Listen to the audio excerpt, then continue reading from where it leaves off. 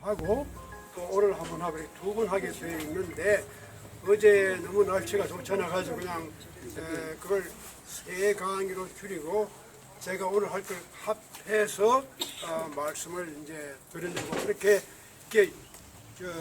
요약을 했기 때문에 이제 오늘 아침 드릴 말씀이 어젯밤에 드릴 말씀하고 연결이 원래는 안 되게 돼 있는데 연결을 내가 오늘 새벽에 억지로 시켰어요. 시켰는데 아마 아침에 일어나가지고 새벽 4시에 일어나가지고 이걸 정리를 하려고 보니까 펜이 없어요.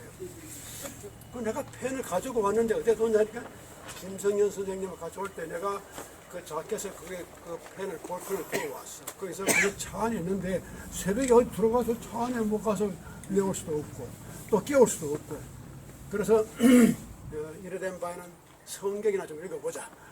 그래서 성경을 또 펴더니 제가 좋아하는 이 한 구절이 나왔어. 잘 됐다. 이걸 가지고 한번 메꿔보자. 그런데 이제 이것하고 어제 저녁에 제가 드리려고 했던 말씀하고를 한번 연결을 좀 시켜보려고 합니다. 그래서 제가 이왕 제가 목사된 경력이 따로 있어요. 이것도 긴 얘기가 있습니다. 제가 왜 목사가 됐는지 목사 안수를 두고 저 사람이 가짜 목사가 아닌가 그렇게 의심하죠.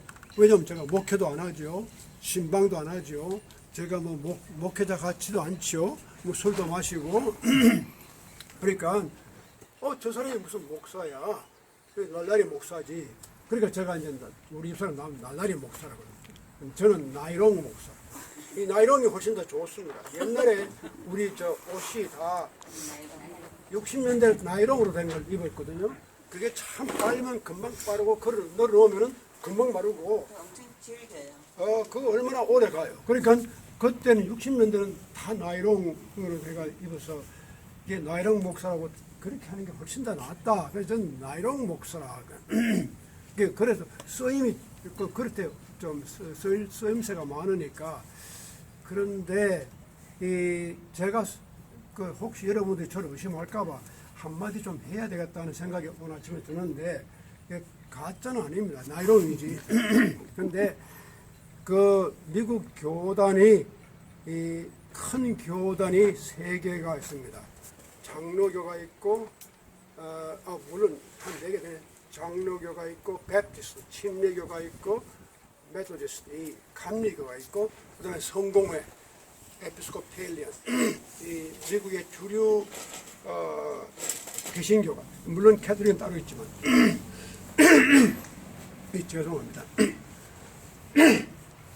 그런데 제가 미국 장로교에 속합니다. 근데 이 장로교란 말이 하도 많아가지고 교단도 하도 많아서 장로교면 다 가짜같이 보여요. 하도 장로교, 누구든지 장로교니까. 근데 이제 역사적으로 따져보면은 그 미국 장로교가 남북 전쟁이 일어났을 때 그래서 이 북장로교교, 남장로교 이렇게 갈라집니다. 그래서 우리가 다 버지니아 살때 이게 다 남쪽입니다. 여기에 남군 사령부가 리처몬드에 있었거든요. 그리고 교회도 둘로 딱 갈라져요. 그래서 북장로교, 남장로교. 그런데 한국에 선교사를 보낸 장로교가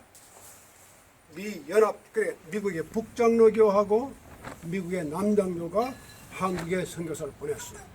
초창기 장로교가 시작한 것이 바로 그겁니다. 그래서 언더우드가 바로 그 미국 장로교. 그 당시는 북장로교. 근데 이 북장로교, 남장로가 지금 합했어요. 1980년 다시 합해가지고 이제는 하나입니다. 교단이.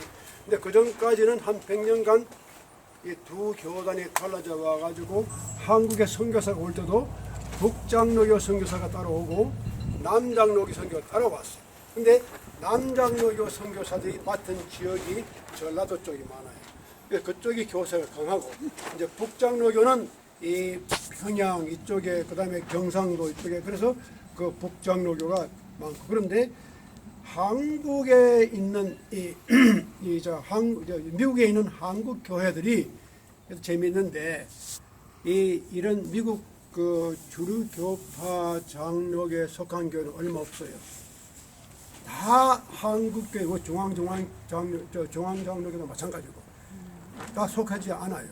이분들은 따로 PCA라고 이 미국 장로교라는 게 이게 말이 미국 장로교인데 역사적으로는 이 북장로교 남동이 있는데 그 후에 아주 보수적인 장로를 따로 모여가지고 교파를 만든 것이 지금 이제 중앙장로교가 속해 있는 미국 장로교인데 그렇게 수적으로 볼 때는 훨씬 적지만 이 교회들이 새로 생기는 교회들과 이렇게 해서 많이 커졌어요. 특히 한국 교회들이 거기에 많이 들어가 있거든요.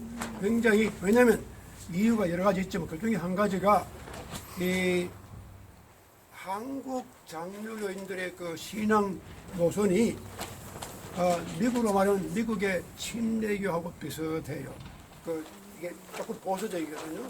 그 미국 장로교 이게 혼모노 일본 말하면 혼모노 이 원래 전통적인 미국 장로교는 상당히 개방적이고 리버럴합니다. 그래서 물론 한국의 언도우드라든가 그런 분들도 다 그렇겠지만 초창기 선교사를 보낸 장로가 그 장로교인데 근데 최근에 와서 그런 아주 이벤젤리카라고 복음적이고 보수적인 장로교가 따로 자기들이 갈라져 나가가지고 이제 그런 교회들이 이제 한국 교회가 많이 그쪽 가까이 되었어요. 왜냐하면 그쪽에 좀 신앙 노선이 비슷해요.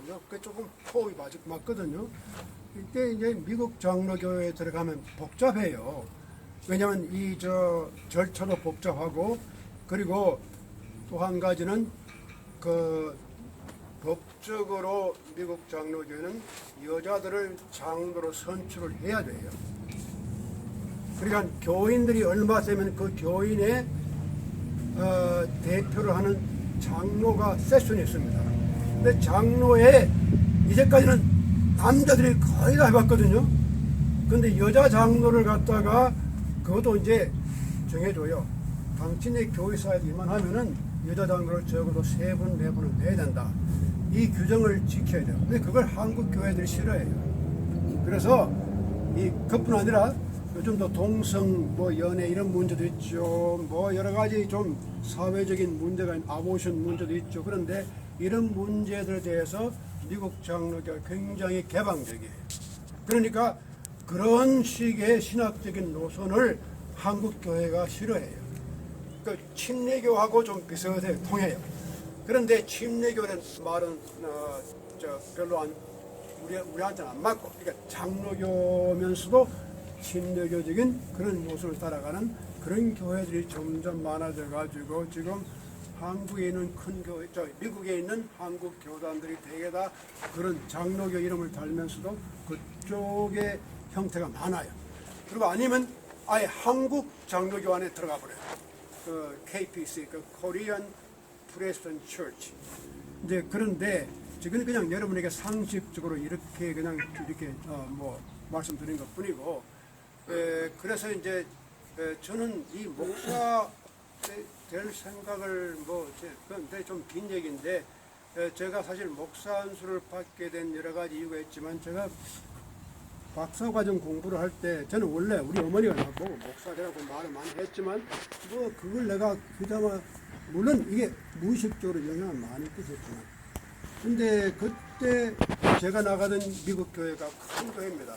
그러니까 산타 바바라 First Presbyterian Church, 아주 굉장히 큰 교회 목사님인데 그때 교인이 다 백인이에요. 2,000명이. 근데 딱 2사람만 유색인종이에요. 저하고 제 차하고 둘이 가족이 나왔는데 흑인도 하나도 없고 히스패닉도 하나도 없고 다 백인이에요. 그러니까 굉장히 미국 전체의 어펀드를 클래스입니다. 근데 유색인종은 딱 둘밖에 없고 우리 둘만 살았는데 근데 한 분은 그 피셔 목사님 우리 집을 찾아와요.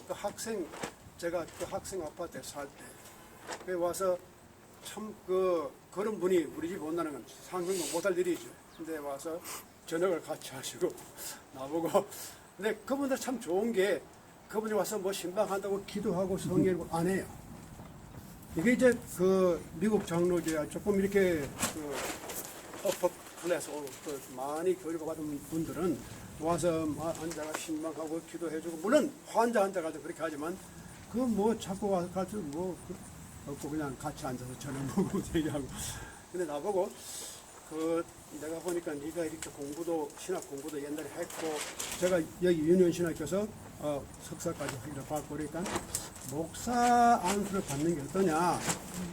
그래서 아이고 제가 무슨 뭐 제가 졸업하고 저는 학교에 갈 생각인데 뭐 목사 안수를 제가 받을 필요가 있습니까? 그러니까 그 바다가 또 나쁠 건 없잖아요. 그래요. 가만히 생각하니까 나쁠 건 없어. 그 뭐 그렇게 만약에 네가 그 목사 안수를 받겠다 그러면은 우리 교회가 너를 도와줄 수 있는 길이 있다. 그래서 조금 저는 그분은 나를 좀 도와줄 그 가난한 학생이니까 좀 뭔가 좀 도와주고 싶은데 도와줄 길을 가만히 생각하다 보니까 이 목사 후보생으로 들어가면 그걸 후보생 캔디데이트. 목사 후보생으로 들어가면 교회가 너를 도와줄 수 있는 길이 있다는 거예요. 뭐 그럼 하죠. 그렇게 해서 이제 그 산타바바라 그 노회가 있습니다. 그 노회에 제가 가입해서 그다음에 이제 그 후보 절차를 다 겪고 뭐 구두 시험도 보고 그렇게 했는데 제일 어려웠던 게 뭐냐면 교회 행정이에요. 저는 미국의 법을 잘 몰라요. 교회 법이 있는데 이걸 다 외워야 돼요. 그것만 외우면 좋은데 이걸 응용을 해야 돼요. 그게 어려워요. 근데 자 이런 케이스 지금 교회에 이런 문제가 생겼는데 이럴 때 탐회장이 됐을 때는 어떻게 해야 되느냐. 이런 문제가 나오면 이건 뭐 노예가 쓰는 건 틀림없이 다 쓰는데 이런 응용 문제가 나오면 이거 어떻게 해야 되는지 뭐 미국 교회에서 제가 잘하지도 않고 교회 사정도 모르고 그래서 이제 탕을 먹고 해서 그 겨우겨우 시험이 통과돼가지고 됐는데 그래도 목사 안수는 못 받아요. 그거 가지고 교회 콜이 있어야 돼요. 교회에서 콜을 받아야 돼요. 그래서 그건 에라 잊어버리고 저는 이제 여기 교수가 됐으니까 몇 년 동안 그냥 살아왔는데 마침 여기 미국 수도노회에서 한번 저를 부르더니 여기 한국 교회가 골치가 아픈 일이 많은데 네가 좀 도와줄 수 있겠느냐. 이 한국 교회들이 문제가 뭐 지금도 많아요.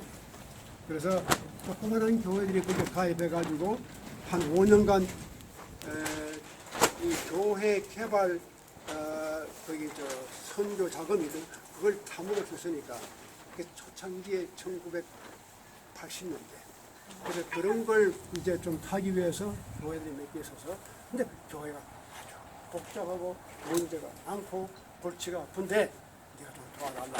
그러면 우리가 목사 안수를 해줄 수 있다. 이렇게 흥정을 했어요. 그러다 보니까 제가 목사 안수를 받게 뭐 자의반 타의반 이렇게 받았는데 뭐 그 후로 제가 그 목회를 많이 할 수가 없어요. 그때 받았는데 그 당시 조금 교회도 낙질 교회 나가서 도와주기도 그렇게 했는데 뭐 그 후로 제가 그렇게 계속 일을 못 하고 근데 이제 종종 가다가 제가 이제 그런 목사 안수 받았으니까 결혼식은 제가 주례를 하거든요. 그래서 그때는 야, 그 받기 잘했다 그런 생각해요. 네, 그래서 이왕 이제 목사 행세를 좀 이제 하긴 하는데 그냥 그렇게만 알아두시고 그래서 제가 가짜는 아니지만 나이롱입니다. 근데 이왕 제가 이게 오늘 주일날이고 그러니까 오래간만에 제가 한번 이렇게 성경을 한번 읽어봤어요. 근데 제가 한번 좋아하고 또 오늘 제가 말씀드릴 것하고 관계에는 제가 성경 말씀을 하나 읽겠습니다. 어제 저녁에 김수홍 박사님이 성경 얘기를 하셨잖아요. 그 지금 성경 사도 바울이 성경을 3분의 1을 다 썼잖아요. 그런데 제일 마지막 성경책 제일 마지막에 무슨 책이 있는지 아세요, 여러분? 계시록. 성경책 제일 마지막 책이 뭡니까? 계시록. 요한 계시록이죠. 여러분 다 1등 실력 좋습니다. 이게 제일 마지막 책이 요한 계시록인데 이 책이 이게 진짜 문제거리의 책이라고 이제 요한 계시록이 누가 썼느냐? 이것도 이 요한이라는 말이 뭐 존이라는 이름이 얼마나 많아요. 존도 베프티스도 있고 여기 예수님의 제자 요한도 있고. 근데 이 요한은 누구냐? 이것도 애매모호한 존 더 레볼레이션 이 국시록을 요한이라는 사람이 썼는데 이 요한이 누군지 이것도 막연해요. 그런데 이 내용을 보면 더 막연한 것이 이게 무슨 소리냐. 이게 생뚱맞는 소리가 많이 나온단 말이죠. 이게 엉뚱한 이야기가 나오니까 마틴 루터가 그 종교개혁한 16세기 마틴 루터가 자기는 이 계시록은 이거 지푸라기 같은 책이다. 그렇게 얘기를 했다고. 근데 이 책이 또 문제를 많이 만들어요. 이 책 때문에 교회 문제가 무지무지하게 생긴 거예요. 우리나라 신천지, 그것도 여기에 속한, 이 우리나라의 문선명, 뭐 옛날에 뭐 다들 한때 뭐 날리던 그런 사람들이 다들 이 요한 계시록 때문에 문제가 나온 거예요.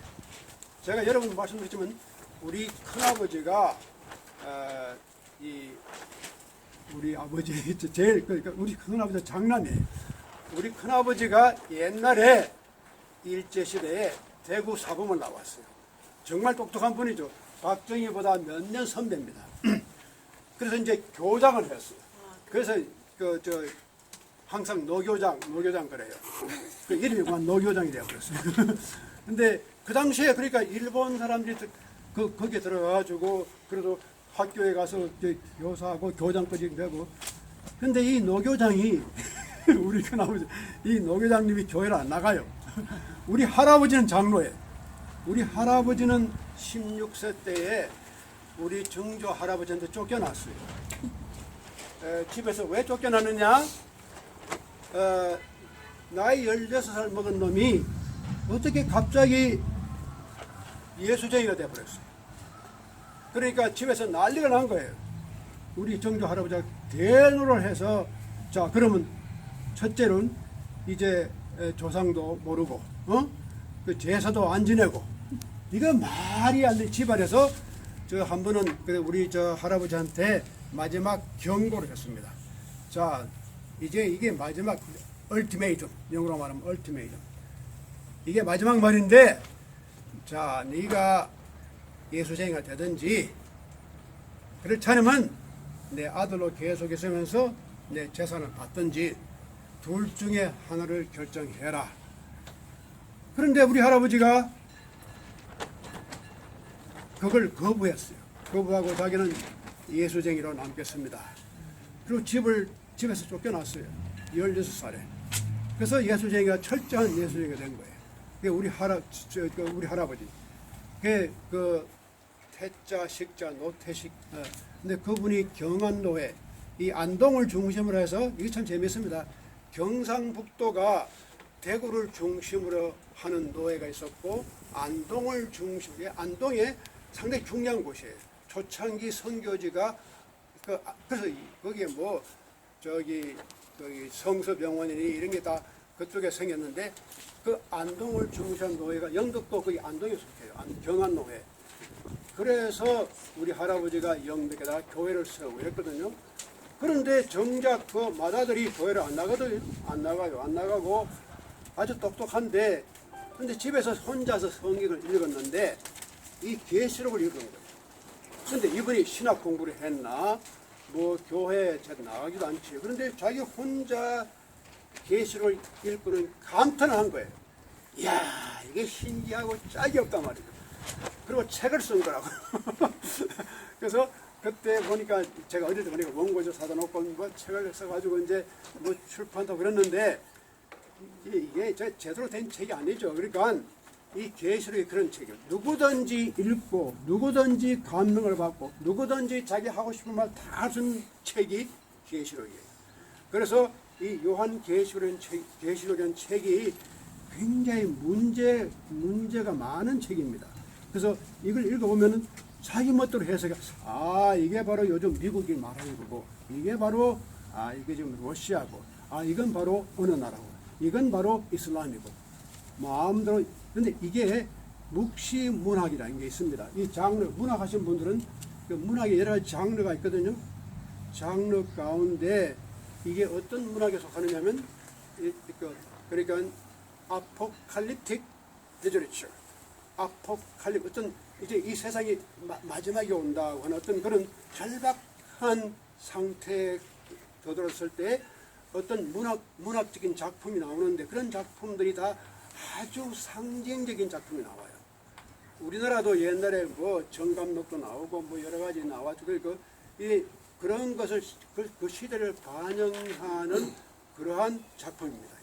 그런데 그 당시에 예루살렘이 이제 망하고 AD 72년에 망하는데 그 당시에 그 망한 다음에 망할 것을 예측하는 작품이에요. 그래 다들 일어난 다음에 어떤 사건이 먼저 일어난 다음에 사건이 일어나기 전에 마치 그것이 일어날 것을 아는 것처럼 그러한 예측을 해서 쓰는 작품들이 많이 나와요. 그런데 이 레벌레이션 작품 자체가 역사적인 그 배경을 보면 그러한 사회적인 그런 정치적인 상황 가운데서 나온 책이 레벌레이션. 그래서 이 325년에 이제 성경을 갖다 정할 때 어느 것을 성경을 삼을 것이냐 이게 카운슬을 모였어요. 이게 투표를 하는데 이게 이 성경이 하늘님에서가 뚝 떨어진 게 아닙니다. 이게 그래서 이게 그 당시 교회 비숍들이 모여가지고 투표를 해요. 이 책을 캐논 정교로 넣을 것인가 말 것인가 하나하나 다 투표를 하는데 제일 마지막에 문제가 계시록이에요. 그래서 제일 마지막에 들어간 이게 못 들어갈 뻔하다 들어간 책인데 이게 그만큼 이게 문제작이에요. 그래서 투표를 해가지고 이게 겨우겨우 해서 들어간 책이 계시록입니다. 그런데 자 그러니까 이 계시록이 하여튼 그래서 이제 여러분 읽어보면 아시지만 처음 읽어가지고 이게 무슨 말인지 몰라요. 근데 자세히 읽으면은 그 신기한 얘기가 많이 무슨 뭐 짐승 이야기도 나오고 무슨 뭐 여러 가지 별의별 얘기가 많이 나오거든요. 근데 이걸 적당히 상징적으로 이게 앞으로 예언이 바로 이 저놈을 두고 하는 예언이다. 이게 바로 이놈을 두고 하는 예언이다. 이렇게 이게 일치시켜버린 거예요. 그러니까 그런 위험성 때문에 자기가 감람나무다. 이 박태선 장로가 나와서 자기가 감람나무라고 그랬잖아요. 다 계시록에 보면 그런 게 나오거든요. 그러니까 저도 이런 걸 할 게 아니라 저도 한번 그런 걸 해가지고 교주 한번 해볼까 하는 생각도 드는데요.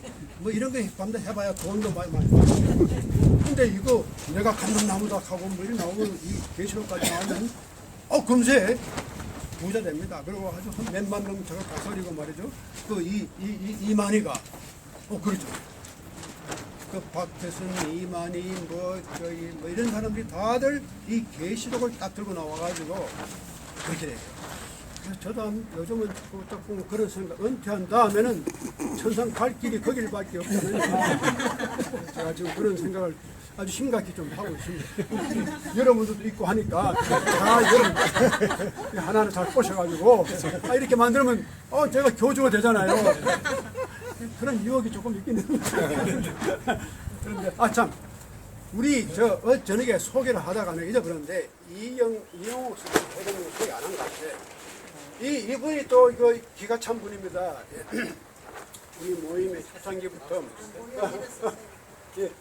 근데 잘 못 나오시지만 요즘 돈 버느라고 이게 이제 제가 돈 그만 벌고 지금 벌어놓은 돈 다 못 쓰고 죽을 건데 뭘 그렇게 버느냐고. 근데 돈은 벌고 싶지 않은데 자기가 지금 이걸 처리를 못해가 지금 할 수 없이 이렇게 하고 있으니까 양해를 구해서 제가 그건 충분히 이해한다 그랬어요. 근데 홍사단 회장도 가시고 우리 뭐 초창기부터 많이 도와주신 분인데 이번에 올 때 술을 한 박스 가져오셨죠. 비싼 위스키 비싼 거. 그 뭡니까 거기 위스키 비싼 위스키 저녁에 제가 큰거 2만 원 가지고. 예. 이건 뭐 지금 이런 얘기 좀 하는데 미안합니다. 그래서 제가 교주가 될 생각을 좀 하고 있는데 이제 조금 여러분 도와주시기 바랍니다. 앞으로 제가 한다면은 같이 나무 모아가지고 제 혼자 먹지 않을 테니까 나눠 먹을 테니까. 여기 잘못 시키면 되겠네. 근데 이제 그 계시록 가운데 제가 오늘 하나 기가 막힌 구절을 여러분에게 알려드리겠습니다. 이 기가 막힌 구절입니다. 제가 계시록을 그렇게 많이 연구한 것도 아니고 저는 별로 그게 관심도 없지만 이 구절만큼은 정말 내 가슴을 치는 그런 구절입니다. 제가 한번 들어보십시오. 제가 이 한글 성경을 안 가져와서 오늘 아침에 이게 호텔에 있는 그 기도원에서 나온 것 이걸 보고 이제 영어로 제가 읽겠습니다. 제가 이걸 천천히 읽을 테니까 한번 여러분 아마 이미 다 이렇게 들어보신 구절입니다. 이 계시록 22장에 보면 아주 유명한 구절이 나옵니다. And I saw a new heaven and new earth. New heaven and new earth. For the first heaven and the first earth were passed away, and there was no more sea. And I, John, saw the holy city, New Jerusalem, coming down from God out of heaven, prepared as a bride adorned for her husband.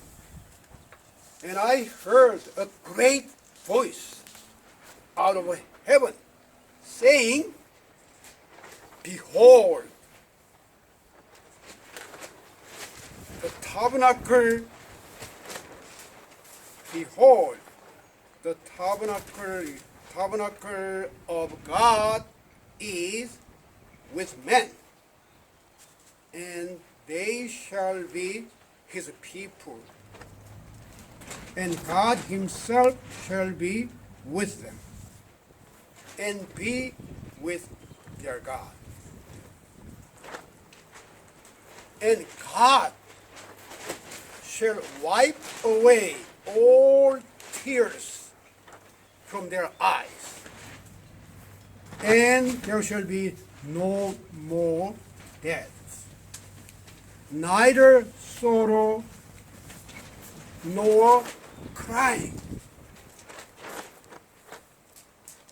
neither shall there be any more pain, for the former things are passed away. And he that sat upon the throne said, Behold, I make all things new. 이 굉장한 비전입니다. 이제 새 하늘과 새 땅이 신천지죠? 신천지. 네. 신천지. 과거의 하늘과 과거의 땅은 다 흘러가 버리고 새 하늘과 새 땅이 온다. 이 만이가 기가 막힌 신천지가 바로 그겁니다. 하늘과 New Heaven and New Earth.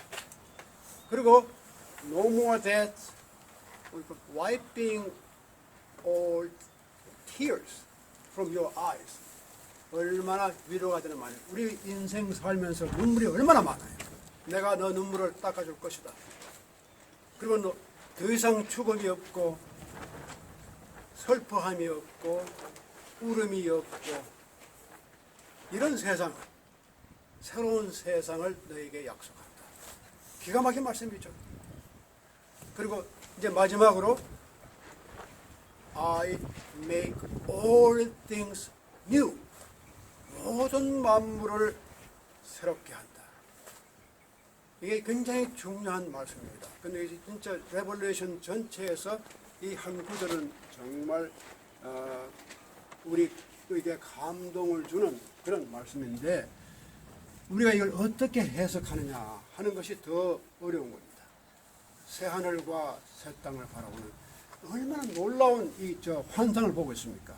이게 자한도 레볼루션 이게 환상을 보는 겁니다. 그러니까 어떤 그 묵신문학적인 그런 절박한 상황 속에서 어떻게 이 세상을 넘어서서 새로운 어떤 세상이 지금 동토고 있지 않느냐. New Heaven and New Earth. 근데 이것이 이제 우리가 어떻게 보면은 우리 인류 역사를 보면서 이러한 우리가 지금 살고 있는 시기가 어떤 시기에 살고 있느냐. 지금 우리가 살고 있는 시기가 뭐 겉으로 볼 때는 뭐 이렇게 저렇게 다 편안한 것 같은데 사실 보면 여러 가지 위기가 많거든요. 그 가까이는 우리 지금 코로나 팬데믹이 누가 알았어요? 몇 년 전에 아무도 모르던 이런 팬데믹이 전 세계를 이렇게 휩쓸 줄 누가 알았습니까? 미국 안에서만 70만 명이 죽었어요. 놀라운 거 아닙니까? 70만 명이 1년 안에 그냥 죽었잖아요. 그리고 이렇게 우리 활동도 마음대로 못하고 학교가 1년 이상을 닫고 이런 일이 일어날 줄 누가 알았어요. 근데 이러한 그 위기가 온 거잖아요.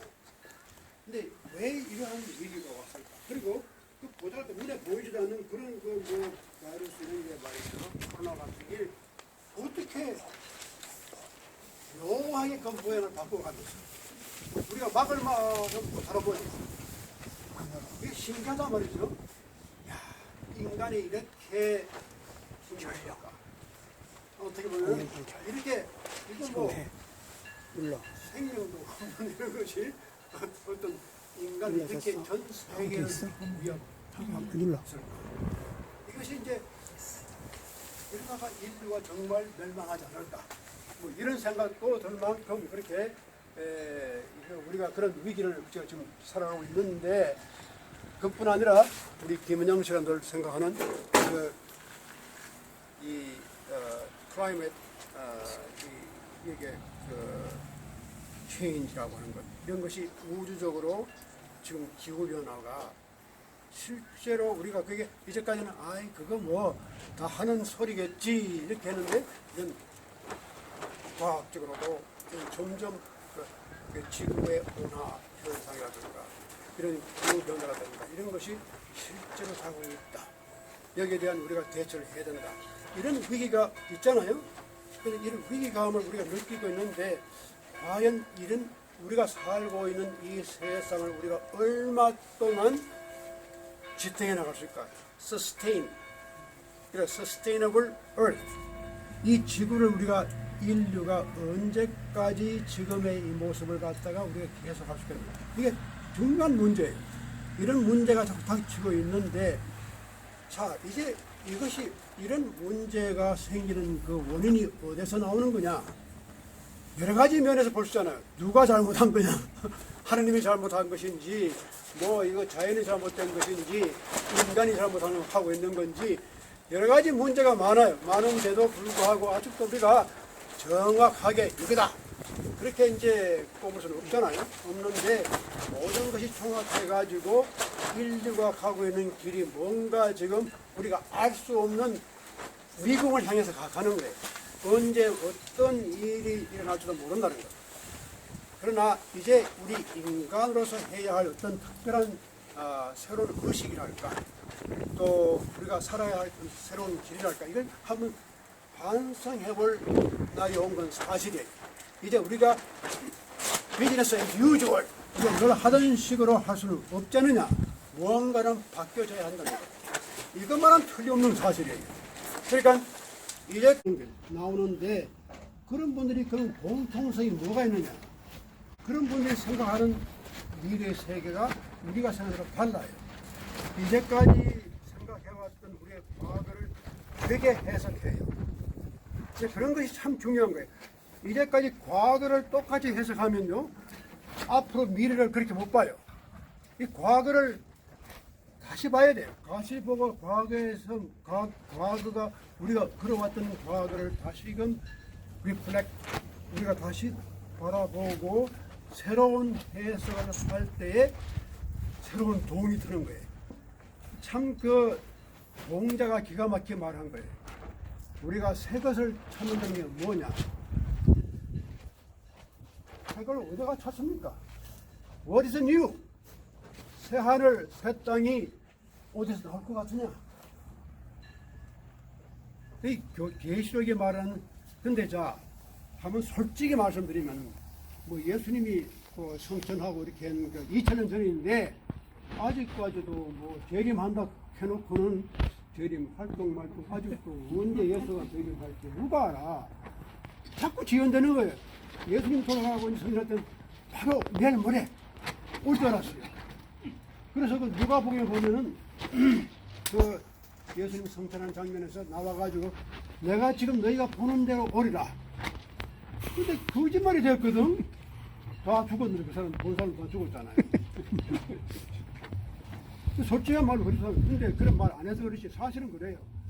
그러니까 이제까지 안 오셨거든. 예수님 아직도 안 오고 언제 올지도 모르겠고 또 올지도 말지도 모르겠고 그런 상태. 그래 우리가 그런 사건을 상징적으로 새롭게 해석해야 돼요. 그 전까지는 글자 그대로 예수님이 너희가 본대로 내가 오리라 하면 진짜로 본대로 오리라고 생각했고 그러니까 재산 다 갖다 바치고 그 사도행전에 그 나오잖아요. 바나나와 사피라다 그래서 자기 바치다가 조금 이렇게 띄어놓고 걸려가지고 그런데 왜 그랬겠어요? 지금 종말이 오니까 이거 다 필요 없다. 박태선 장로가 내가 감람나무다 말이야. 그러니까 재산 갖다 다 바치가 신앙촌 만들고 그 제1신앙촌, 제2신앙촌 저는 그때 거기에 가봤어요. 근데 그런 행동이 나올 수 있는 이유가 그 종말 의식, 아주 심각한 종말 의식이 오면요. 이제 세상에 내가 이 가져서 무섭게 뭐해. 아니 이영호 회장님 그 자꾸 돈 많이 벌일 필요 없거든. 지금 내일 모레 세상에 이제 종말인데 갖다가 가지고 우리한테 갖다 바치는 거야. 그거는 비계시를 보정하는 거예요. 그러니까 이제까지 계시록을 그렇게 본 거예요. 종말이 그렇게 오는 정했는데 이것이 틀린 거예요. 이것은 어디까지 상징적인 이야기지. 그걸 글자 그대로 2050년에 그럼 본 거죠. 아니 틀렸어. 새하늘과 새 땅은 3000년에 오는 거야. 또 그게 듣던 그거 틀렸어. 그건 3050년에 오는 거야. 얼마든지 이렇게 해석이 나오는 거예요. 그런 식이에요. 그러니까 그 자체가 틀린 거예요. 그런 식으로 새하늘과 새 땅을 보는 것이 틀린 거란 말이에요. 그러니까 그것이 이게 왜 그런 장면하면 시간을 어제 우리 김수홍 박사님 지금 좋은 그 물리학자로서 기가 막힌 그 아인슈타인 이야기에 나오잖아요. 시간이라는 게 그런 게 아니라고요. 우리가 지금 시간을 매절어 2000년, 3000년, 새하늘과 새 땅은 2005년 뭐 이렇게 그렇게 수적으로 양적으로 계산할 수 있는 그런 시간이 아니라고요. 시간이 어디 있어요? 시간이 보이는 것도 아니고 만질 수 있는 것도 아니고 시간이 없어요. 시간은 상당히 상대적이에요. 그렇잖아요? 우리 여기 와서 하루 지나니까 기가 막히게 하루가 딱 들어가 버렸어. 이야, 이거 시간이 바람과 함께 싹 사라져. 근데 제가 군대 가서 군대 생활할 때는 하도 시간이 안 가. 야, 이거 어떻게 하면 하루가 지나가나? 달력보고 하루 끊고, 또 한 번 지나면 달력보고 또 하루 끊고. 시간이 안 가. 시간이 굉장히 주관적이에요. 그러니까 시간이 객관적으로 절대적으로 존재하지 않는 거예요. 근데 이런 생각을 서양 사람들은 못했어요. 아인슈타인이 했죠. 근데 서양 사람들은 시간이 딱 저기가 첫 출발. 야, 저기 마지막이야. 시간을 linear thinking. 시간을 그렇게 본 사람들이 서양 사람들은 항상 시간을 linear. 시간은 직선적이에요. 그래서 in the beginning 창세기 보면은 시간이 처음 생겨날 때 첫머리에 우리 영성가는 첫머리에 그때 하나님이 세상을 창조했다. 그게 알파예요. 알파가 생기면 오메가가 나오잖아요. 종말론이 바로 거기입니다. 이게 세계가 창조됐다면 반드시 종말이 올 거다. 왜냐하면 출발을 했으면 마지막에 와야죠. 그러니까 종말을 자꾸 그렇게 시간적으로 해석하는 거예요. 근데 이런 생각이 문제점입니다. 서구 사람들이 항상 생각을 직선적으로 시간을 리니얼 띵킹 이것이 문제인데 우리 동양 사람들은 그렇게 생각을 안 봤어요. 시간은 근데 참 재밌는 게 그 베다를 보면요, 인도의 베다경에 보면 이게 창조 이야기가 나와요. 릭베다 속에 창세기하고 비교하면 전혀 아주 완전히 다른 얘기가 나와요. 거기는 그런 얘기가 아니고 태초에는 있는 것도 없고 없는 것도 없고 있다 없다는 개념조차가 없었다는 거예요. 그리고 하나님이 창조한 게 아니라 하나님도 창조하는 과정 가운데서 같이 신이라는 개념이 따로 있어가 신이 세상을 창조하는 게 아니라 어떻게 돌다 보니까 이 세계가 돌면서 보면서 신도 그래서 같이 따라 나오는 거예요. 모든 마음이 나올 때. 이런 식의 놀라운 그 기발한 생각이 그 힌두교의 배당에 나와요. 그런데 이 동아시아 문화권에도 우리 중국이나 한국에도 시간의 시작이 없습니다. 시간의 시작이 있다고 생각하는 서양 사람들이에요. 시간은 원래가 시작도 없고 끝도 없어요. 그래서 시크릿할 띵킹. 시간은 도는 거예요. 돌고 도는 게 시간입니다.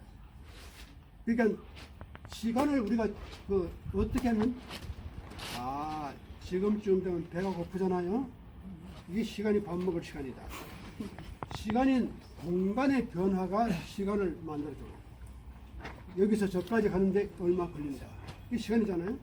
그 시간을 그렇게 매저를 하는 것이지 시간 자체가 절대적으로 존재하지 않아요. 그리고 시간은 항상 공간에 의해서 정해지는 거예요. 이것이 동양 사람들의 사고방식이에요. 그래서 시간이 공간과 따로 존재한다는 것은 아주 서구적인 방법이에요. 그래서 서구 철학은 항상 시간을 공간과 관계없이 따로 생각해요. 그런데 이 동양 사람들은 항상 시간을 공간 속에서 생각해요. 공간의 움직임, 해가 뜨고 해가 지고 밤이 오고 낮이 오고 이렇게 사계절이 오고 하늘을 보고 달이 기울어지고 마늘이 되고 그래서 시간을 계산하니까 한 달이 되고 되잖아요. 그래서 모든 시간의 개념이 공간에서 출발해요. 근데 이렇게 보면 우리가 계시록에 나오는 새롭다는 개념이 절대로 그런 어떤 시간적인 리니얼 띵킹에서 이런 평면적인 흘러가는 시간 속에서 지금이 뉴 헤븐, 뉴 월드, 여기 푼다. 그렇게 볼 수가 없다는 겁니다. 제 말씀은. 그래서 어떻게 보느냐? 이걸 그렇게 볼 게 아니라 좀 더 우리가 의미 있게 우리가 과거를 해석하는 지금이 이때가 뭔지 모르는 새로운 세계가 우리가 오는데 그 세계가 우리가 어떤 형태로 생각해야 되느냐 하면 이제 과거를 보면 아까 말씀드린 대로 인간이 자기 의식을 가진 것이 불과 3,000년밖에 안 되거든요. 이제 그때 차축시대, 이 칼 야스파스가 차축시대 그런 묘사했는데 지금 그럼 그 사람들의 그 생각했던 그 세계가 2000년을 끌고 올 수 있는 중심적인 어떤 유산이 되어 왔는데 그 당시가 이게 흘러온 역사를 보면 우리가 그래서 고대가 있고 중세가 있고 근대가 있고 현대가 있어요. 역사적으로 보면 인간 역사가 아주 간단해요. 원시 그러니까 클래시컬 때가 있었고 그 다음에 중세가 있습니다. 한국에는 중세라는 게 없어요. 한국은 중세가 없다가 갑자기 근대가 되어버렸어요. 왜냐하면 이 한국 역사는 중세라는 것을 경험할 수 있는 기회가 없었어요. 그 고려가 있고 그 다음에 조선시대가 왔을 때 그 조선에서 이제 일제시대가 들어오면서부터 이제 근대화라는 게 처음으로 시작되잖아요. 이게 불과 그저 한 100년 사이에 갑자기 바뀌는 바람에 한국이 한 100년 사이에 그냥 갑자기 변해버렸어요. 그런데 서양은 한 400년, 500년 지나서 겪을 걸로 우리는 한 50년 만에 겪어버렸다고. 한국이 빨리 하는 거고. 근데 이게 중세로 들어오면서부터 많이 변화가 생깁니다. 중세까지는 상당히 모든 게 중앙 집권주로다가 교회도 로마 교회가 지배해왔고 그런데 그러다가 이제 민주적인 그 사회가 이루어진 중세 이후에 다 나온 거잖아요. 근데 미국의 민주주의가 불과 한 200년, 300년밖에 안 되잖아요. 지금에 와서 이 민주주의가 위기를 당한 거예요. 미국의 민주주의 과연 이거 앞으로 가능할까? 생각해 보세요. 우리가 제뉴얼리 6 그 사건을 생각하면 미국에서 이런 일이 있을 수가 있느냐 말이에요. 민주주의 사회에서 어떻게 이런 거짓말이 통하느냐 말이지. Election was just a week. 그리고 I lost. 그런 사람이 그런 말하면 근데 그게 뭐가 들어가요 그게. 더 기가 막힌 건 그런 소위 말하는 빅 라이가 뭐가 들어간다는 것이 그게 신기하잖아요. 그 말은 이게 민주주의가 이게 꼭 우리가 민주주의를 할 필요가 없지 않느냐. 아, 미국이 왜 꼭 민주주의를 따라가지고 선거를 적당히 이렇게 만들어가지고 우리 좋은 사람 만들어 뽑아내면 되는 것이지. 시진핑이 하듯이, 응? 중국의 시진핑 하듯이. 그러니까 그런 위기가 지금 오고 있는 거예요. 그래서 과연 이제 민주주의가 앞으로 몇백 년 동안 살아남을 것인가 하는 것도 아주 큰 문제입니다. 지금 우리가 제가 미국에 올 때는 감히 생각도 못했던 상황들이 지금 일어나고 있는 거예요. 어떻게 미국 그 민주주의의 근본지인 미국이 이런 위기를 당하고 있을까? 근데 이게 뭐가 들어간다는 게 그게 기똥찬 얘기야 진짜. 어떻게 이런 얘기가 쫙 들어가서 사람이 모이잖아 이렇게 따라오잖아요. 그 뉴스를 다 읽고. 근데 이런 것이 어떻게 이게 뭔가 시대적인 어떤 무슨 변화가 오고 있지 않느냐 하는 그런 저는 느끼고 있는데, 자 이렇게 보나 저렇게 보나 지금 여러 가지 문제점이 이렇게 자꾸 나오고 있는데, 우리 역사를 보면은 근대화가 잘못되면 아닙니다. 근대화가 우리 중에 참 귀중한 게 많아요. 첫째는 인간의 개인의 존엄성. 종교 개혁만 하더라도 그 당시에 캬얼빈이라든가 루터가 다 인간의 개인의 human right, 인간의 개인의 권리라든가 개인의 존엄성, 왜 우리가 꼭 그 교회 지배를 받아야 되느냐. 성경을 읽으면 내가 읽으면 되는 것이지 꼭 교회에서 읽어준 대로 내가 따라갈 필요가 있느냐. 사실 집단에서 해방이 되는 겁니다. 그런데 그런 개인주의가 나오면서 민주주의 사상이 나오거든요. 물론 민주주의는 옛날에 로마 시대부터 있었지만 그건 어디까지나 정치적인 구조뿐이었지 민주적인 그 의식은 중세 이후에 나오는 거예요. 그래서 아니다. 개인의 존엄성, 개인의 권리, 인간 하나하나가 중요하다.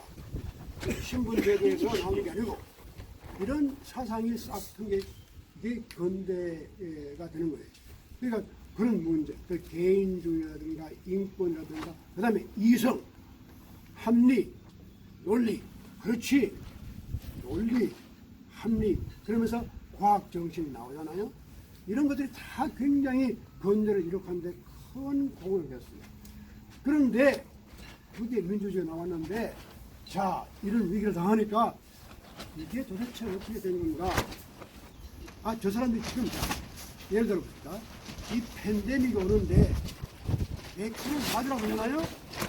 이게 과학적으로 다 이걸 백신 또 이거 얼마나 뭐 이거 하면 90%를 뭐 맞아나 하면 뭐 몇 %를 이거 보장해주고 공짜로 준다는데 안 맞는 거예요. 이게 과학적으로는 얼마든지 우리가 증명할 수 있고, 이 과학적인 신분이 있는데도 불구하고 과학이 안 먹어져요. 이게 참 놀라운 일이죠. 미국 같은 나라에서 과학적인 정보를 가지고 과학적으로 설명을 해도 설득력이 없어요. 왜 그런가? 이게 또 놀라운 일이죠. 저는 이번에 경험해서 정말 놀라운 게, 이렇게 많은 미국 같은 나라가 NIH 같은 그런 세계적인 기구가 그런 군 있는 분들이 나와서 그렇게 목이 아프게 외치는데 이 말이 안 들어가요. 이게. 왜 그런가? 이게 합리적인 것, 또 논리적인 것, 과학적인 것, 분석적인 것이 군대를 지배해왔어요. 이것만 통하면 다 통한다고 믿었는데 안 통하는 거예요. 이게 무슨 말이냐 말이죠. 왜 합리와 논리와 과학과 분석이 절대적인 진리인데 이게 안 먹어 들어가느냐. 우리 한번 반성할 필요가 있어요.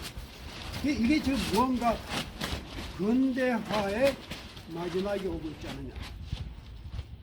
어떻게 보면 상당히 비극적인데 꼭 비극적은 아닙니다. 근데 이걸 여기에 대해서 우리 새롭게 생각해야 됩니다.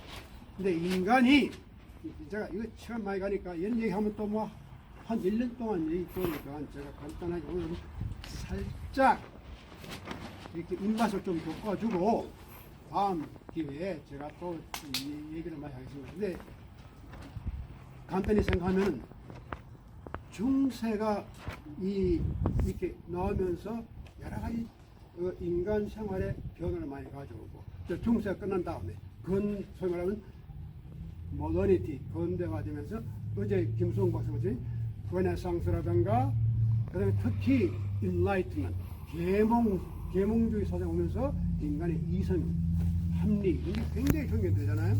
근데 이런 시대가 우리에게 많은 것을 가르쳐 줬어요. 그래서 이 미국이라는 나라가 사실은 토마스 제퍼슨이 바로 그런 생각이에요. 계몽주의 사상에서 미국을 만들었거든요. 자, 그러면 여기에서 지금 도전을 받고 있지 않느냐. 그런데 그렇다면은 그럼 이게 잘못됐느냐? 과학이 잘못됐고 합리 논리가 잘못됐고 개인주의가 잘못됐고 그렇게 볼 수 있겠느냐? 그런 중대한 질문을 우리가 하고 있는 거예요 지금. 아니 그러면 그렇다고 해서 민주주의가 잘못된 거냐? 아니 그러면 자 과학이 잘못된 왜 안 들어가냐? 그럼 과학이 잘못된 거냐? 이런 문제 한번 생각해 보신 적이 있습니까? 그럼? 왜 이게 안 먹어 들어가냐 말이죠.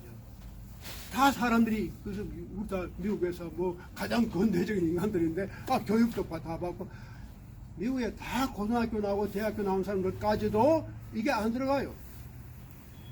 왜 그럴까 하면 이게 그러면 과학이 잘못된 거 아니냐 이런 생각까지 할 수 있을 만큼 된 거예요 지금 이게. 그런데 이것을 넘어서는 새로운 이게 동이 트는 게 있다. 저는 그걸 봐요. 그게 이제 어떻게 보냐면 20세기가 끝나면서 21세기가 옮겨가면서 어떤 의식의 구조가 자꾸 변화하고 오고 있는 건데 예를 들어서 미국에서 이런 극단적인 개인주의가 이제까지 굉장히 개인주의가 나왔는데 여기에 대한 회의가 좀 생기고 있거든요. 개인의 자유라고 하는 것도 때로는 지금 보세요.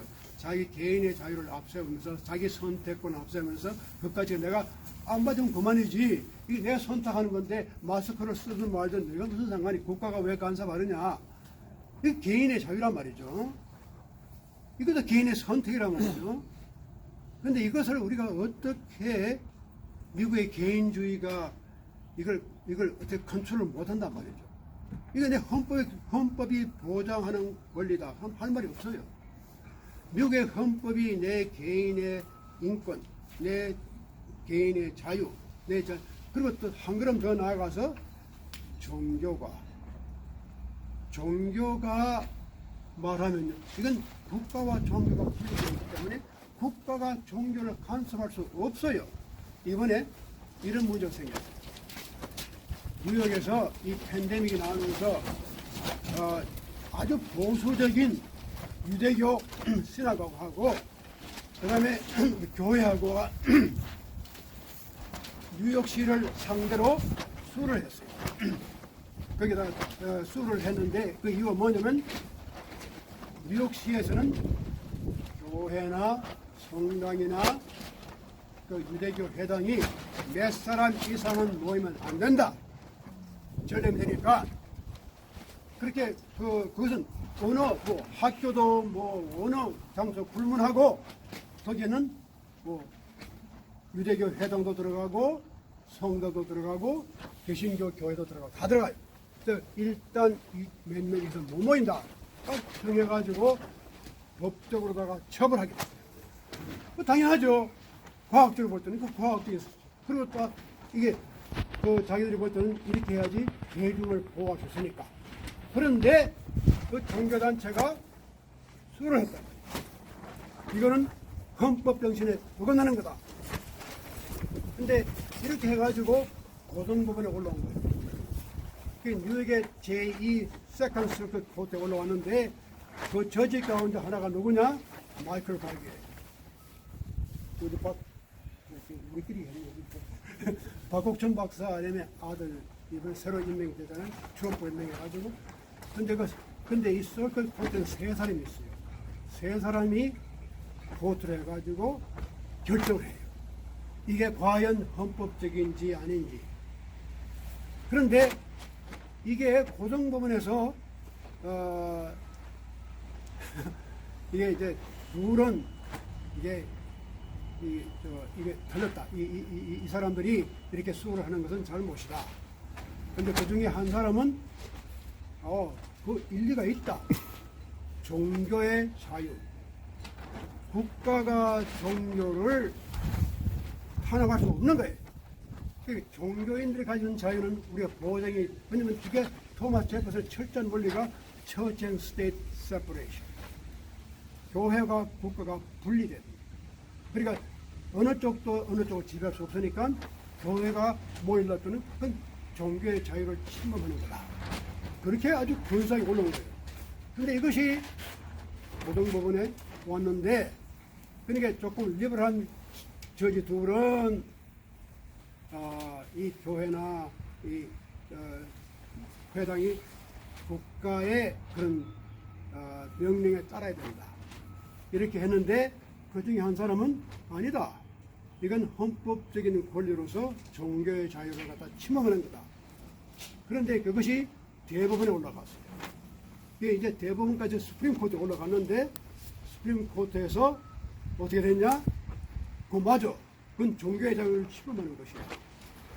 이겼어요.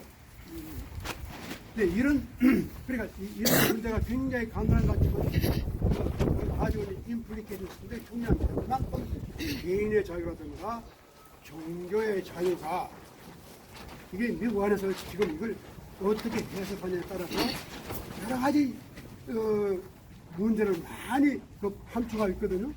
근데 그 어떤 보면 그 말이 되거든요. 종교 집단이 자유의 종교의 이유로다가 할 때는 그 종교의 자유를 인정해야지 국가가 그걸 침범 못하는 거예요. 그러니까 헌법적으로 그러니까 이 스프림 코트가 딱 갈라졌어요. 근데 조금 더 리버럴한 사람, 요즘은 굉장히 컨서버티브한 스프림 코트가 되었기 때문에 그거 이긴 거예요. 근데 이러한 현상을 우리가 보면서 과연 우리가 어떻게 생각할 것이냐. 인간의 자유라든가 개인의 권리라든가 또 종교의 자유라든가 이런 것이 앞으로 우리가 어떤 형태로 해석할 것인가. 이게 모든 것이 지금 위기에 와 있단 말이에요.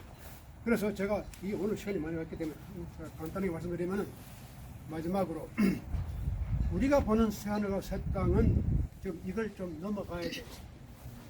개인이냐 집단이냐 하는 이자택일이 아닙니다. 개인이 집단 가운데 있고 집단이 개인 가운데 있어요.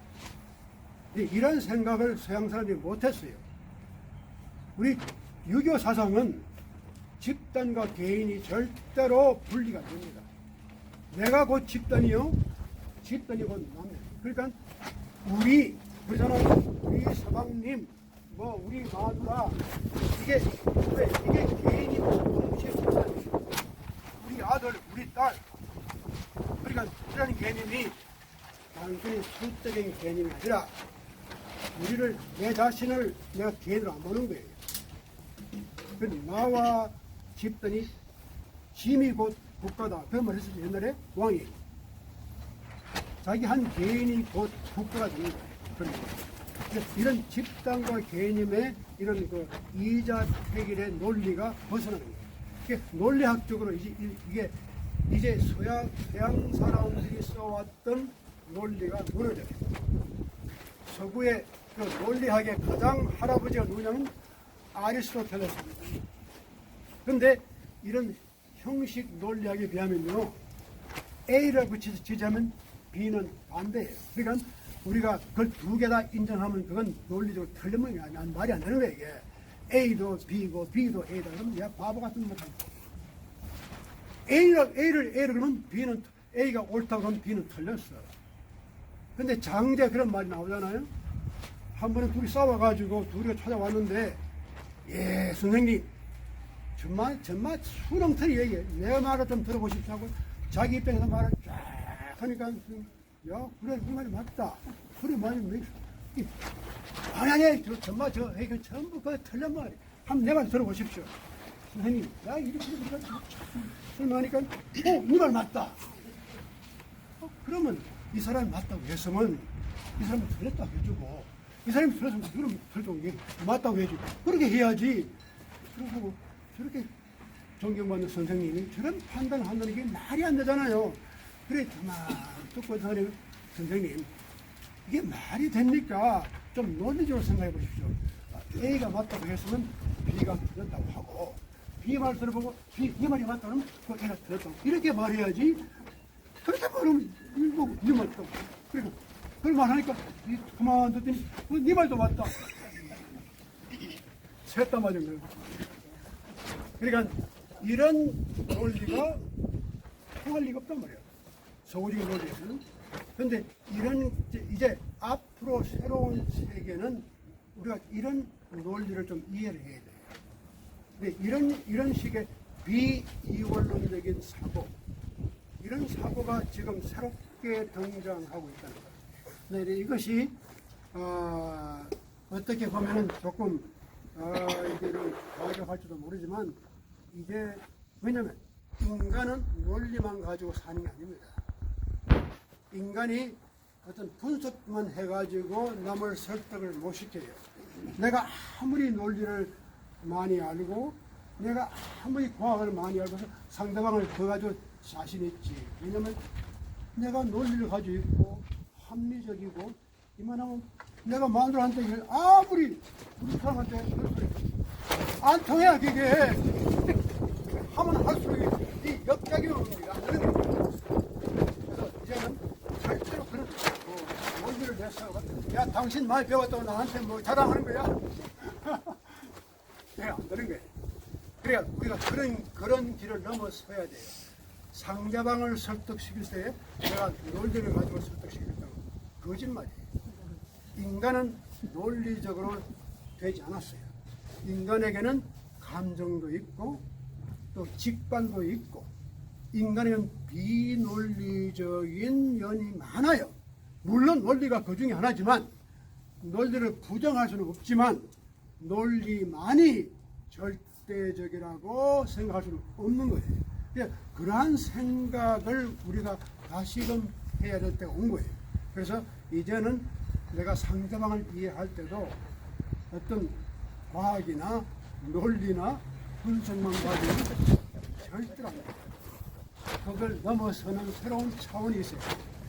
이런 생각을 지금 하고 있는 것이 이제 21세기를 넘어서, 근데 이게 한 가지 제가 예를 들게요. 이건 구체적인 예인데, 하버드 대학에서 한 20년 전부터 그 입학생들을 대상으로 설문을 내요.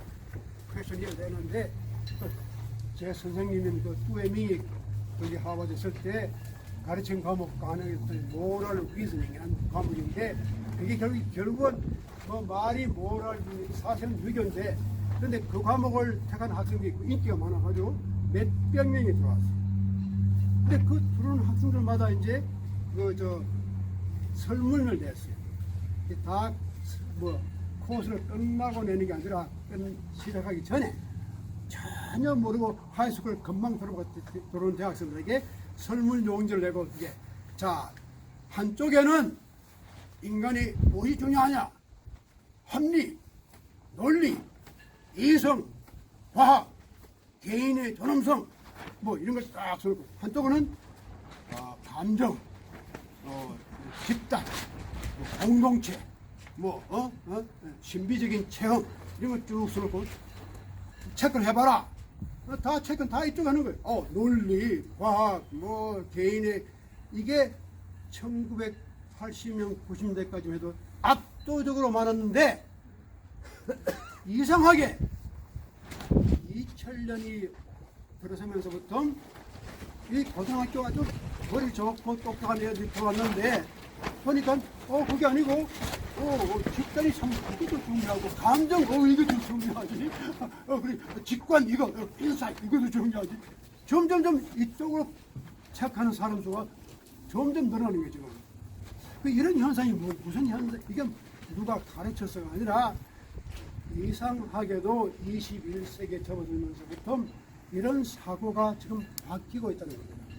그래서 이제는 뭐 개인이나 집단이냐 그런 것보다는 우리가 집단과 개인이 어떻게 유기적으로 활동하고 있느냐. 이성과 감성. 우리 인간은 다 감성 가지고 있거든요. 이성하고 감성이 서로가 평합해야 돼요.